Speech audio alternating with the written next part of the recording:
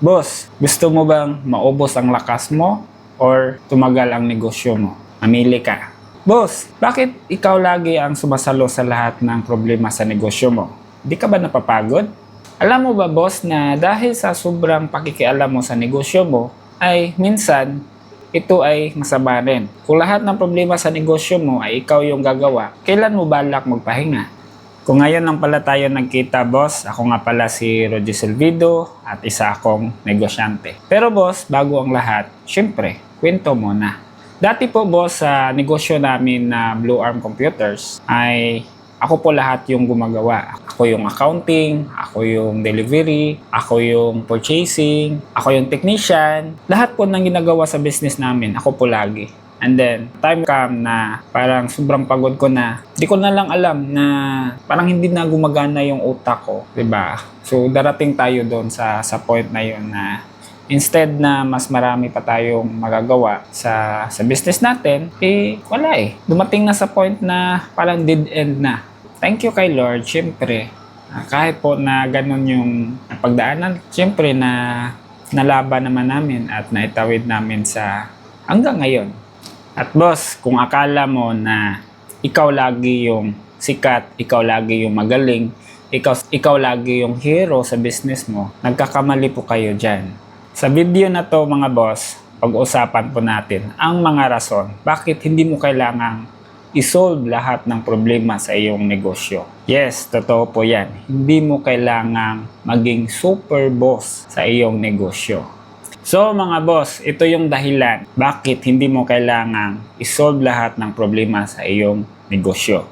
At unang-una dyan is burnout. Kapag ikaw ang laging gumagawa sa lahat ng bagay, ikaw yung nagsusolve sa iyong negosyo, time will come, mapapagod ka. Aside sa physical na napagod, syempre hindi ka na makafocus sa mga importanteng bagay sa business mo. Kasi nga, ubos na po yung oras mo doon sa pag-solve sa mga maliliit na bagay. Kung pagod ka na, syempre, malaking epekto po yan sa negosyo mo. Kasi ikaw po yung driver ng business mo. Ikaw po yung unang dapat na gagawa para mas lalago pa yung business mo.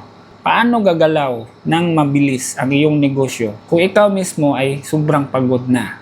Pangalawang rason, bakit hindi mo kailangang isolve lahat ng problema sa iyong negosyo ay growth.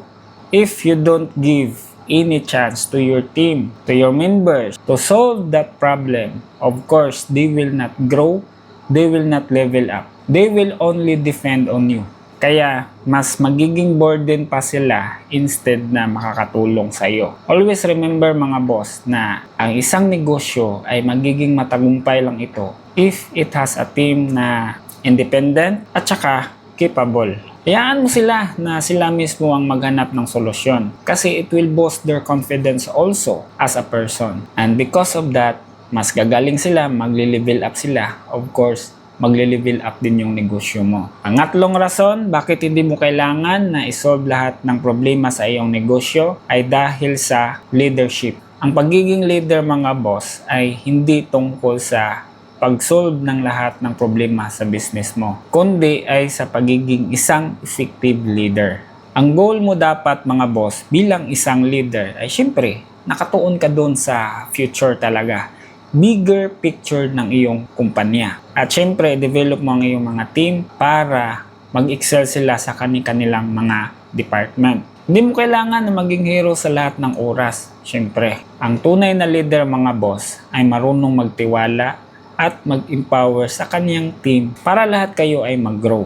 Diba? Pang-apat na dahilan, bakit hindi mo kailangan na isolve lahat ng problema sa iyong negosyo and because of opportunities.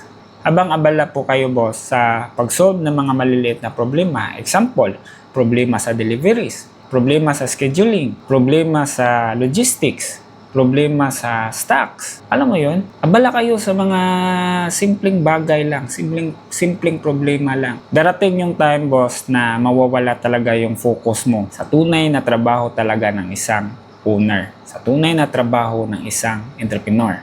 At yun ay ang maghanap pa ng mas malaking opportunity.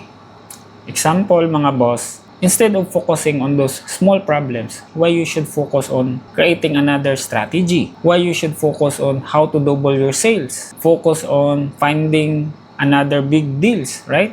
Or finding some good partnerships, di ba? Doon po dapat tayo nakafocus kung paano mag-i-expand yung negosyo natin. Doon dapat tayo nakafocus sa long-term growth ng business natin. Hindi sa pagsusolve ng mga maliliit na problema. So, sinasabi ko po ito sa inyo ngayon mga boss dahil I strongly believe that a good leader should not only solve problems, but you are always creating problem solvers. Dahil ang kalaban natin dito ay yung ma-burn out ka, di ba? Pag yung isang leader na burn out na, syempre, wala ka ng oras to think another solutions para mag-grow pa yung business natin. So, which is, dapat hindi yan mangyari sa business natin. Diba? Boss, ito lang yung tandaan mo.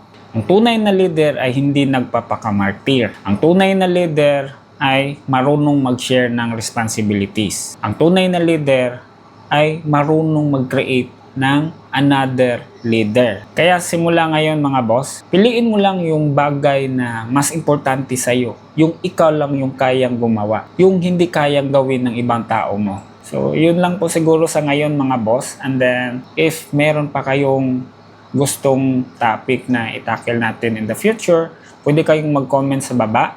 And sana paki-like and share naman po sa video natin. Invite ko pala kayo sa Facebook group namin which is Work Smart Community. Sama-sama tayo doon.